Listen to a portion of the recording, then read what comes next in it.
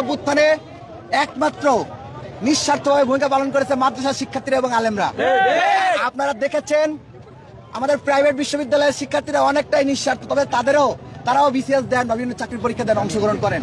কিন্তু আমাদের কওমি মাদ্রাসার শিক্ষার্থীরা আলেমরা তারা কিন্তু কোনো সরকারি চাকরিতে অংশগ্রহণ করে না, কিন্তু পরীক্ষা দেয় না, তাদের কিন্তু কোটার প্রয়োজনীয়তা ছিল না। তারপরও তারা শুধুমাত্র আমাদের দিকে তাকিয়ে আন্দোলনে নেমেছেন, যাত্রা বাড়িতে রক্ত দিয়েছেন, সারা দেশে রক্ত দিয়েছেন, সারা দেশের আন্দোলনে সক্রিয় ভূমিকা পালন করেছেন। এইখানে আমরা দেখতে পাচ্ছি এই দুর্বল আলেম সমাজের মাদ্রাসা শিক্ষার্থীদেরকে দৃষ্টান্তমূলক ভাবে ন্যাক্কারজনক শব্দ চয়ন করেছেন যে তাদের প্রতি যে চাপ আগ্রহ আছে সেগুলো নাকি মাহফুজ আলম দিবে না। এই মাহফুজ আলম, রাষ্ট্র কি তোর বাপের? একজন নিজের বাপের রাষ্ট্র বানাতে যা আজকে দেখ হাসিনার মতো ভারতে পালা গেছে। তোরা যদি তোর বক্তব্য যদি এইভাবে প্রত্যাহার না করিস, তোদেরকেও বাংলাদেশ ছাড়া করতে আমরা পিছপা হবে। যারা শাহবাগ কায়েম করে তাদেরকে গ্রেপ্তারের কোনো খবর নাই। যারা গুলি চালাইছে, যেসব আওয়ামী সন্ত্রাসীরা, তারা বলে আওয়ামী লীগকে তারা পুনর্বাসন করবে, প্রকাশ্য ঘোষণা দিয়ে বলে। এমনকি তারা বলে কি যে তারা আওয়ামী লীগকে নিষিদ্ধ করার যখন রিট করছে তখন তারা রিট আবার ফিরাই নিছে। যারা 2000-এর উপর বেশি মানুষকে গুলি করে মারছে, কত বড় ঘৃণিত হইতে পারলে তারা এই আওয়ামী লীগ নিষিদ্ধ রিট ফিরায় নাই। এবং আপনারা দেখেন আজকে জুলাই অভ্যুত্থান হয়ে গেছে প্রায় কয় মাস হয়েছে? 7 মাস হয়েছে। এখন পর্যন্ত কয়জনের বিচার হয়েছে? কয়জনকে গ্রেফতার করা হয়েছে? খুনিদের বিচার করার কোনো খবর নাই। উল্টা দিকে নিজ দলে আওয়ামী লীগকে পুনর্বাসন করতেছে ঢালাও ভাবে। আবার আর এক দিক দিয়ে যারা দুর্বল, যারা শুধুমাত্র ন্যায়ের দিকে তাকে আন্দোলনে অংশগ্রহণ করেছে, তাদের বিরুদ্ধে বিষোদ্গারমূলক বক্তব্য দেয়। আপনার বক্তব্য প্রত্যাহার করেন।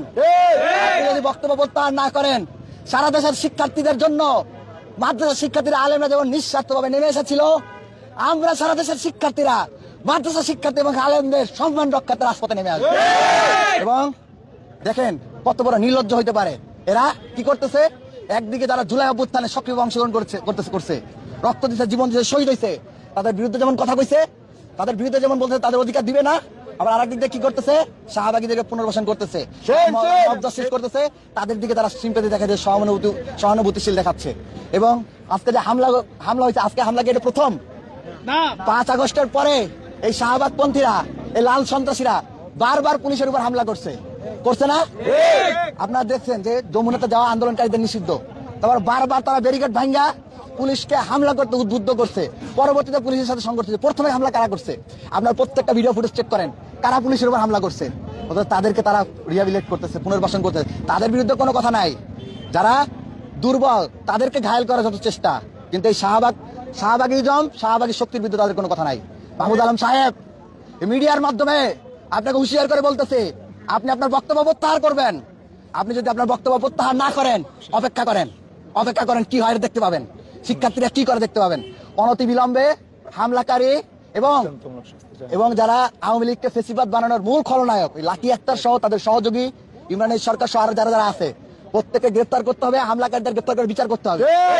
যারা নিরপরাধ তাদের বিরুদ্ধে কোনো কথা বলা যাবে না, কারণ তাদের প্রাপ্য ন্যায্য অধিকার সেটা বুঝাই দিতে হবে। এই আশাবাদ ব্যক্ত করে আমাদের কর্মসূচি এখানে শেষ করছি। আবারও বলতেছি, অন ক্যামেরা বলতেছি, মাহমুদ আলম সাহেব, আপনি রাখালরাহাত দুর্নীতির সাথে আমরা দেখেছি আপনার নিউজে আপনার সংশ্লিষ্টতা আসছে, এবং আমরা মনে করি আপনি প্রেশারাইজ করার মাধ্যমে ঢাকা পোস্টের নিউজকে প্রত্যাহার করেছেন। আমরা এটাই মনে করি। আপনার বিরুদ্ধে অনেক এলিগেশন আছে, আপনাদের প্রত্যেকের বিরুদ্ধে এলিগেশন আছে। আপনারা যদি বক্তব্য প্রত্যাহার না করেন, অন ক্যামেরা বলছি, আপনাদের বিরুদ্ধে সারা দেশের শিক্ষার্থীদের সাথে নিয়ে আমরা আপনাদেরকে হাসিনার মতো করে দেশ ছাড়া করতে বাধ্য করবো।